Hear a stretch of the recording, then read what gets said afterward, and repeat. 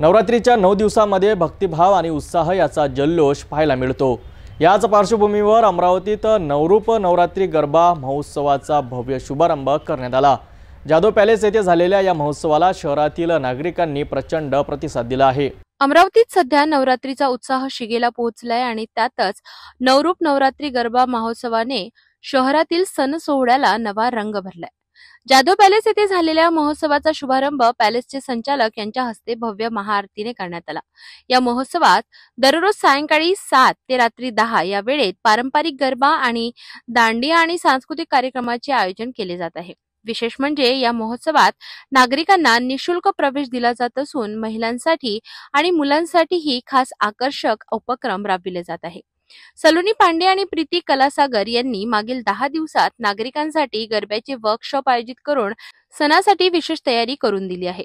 या वर्कशॉपमुळे तरुणाईत प्रचंड उत्साह पाहायला मिळतोय। पहिल्याच दिवशी मोठ्या संख्येने नागरिकांनी उपस्थित राहून गरबा साजरा केला। शहरातील नागरिकांमध्ये या महोत्सवाबद्दल विशेष उत्सुकता असून पुढील 9 दिवस हा महोत्सव तुफान गाजण्याची चिन्हे दिसत आहेत। नवरूप नवरात्री गरबा महोत्सवाने शहरातील नवरात्रीच्या उत्सवाला नवा आयाम दिला आहे।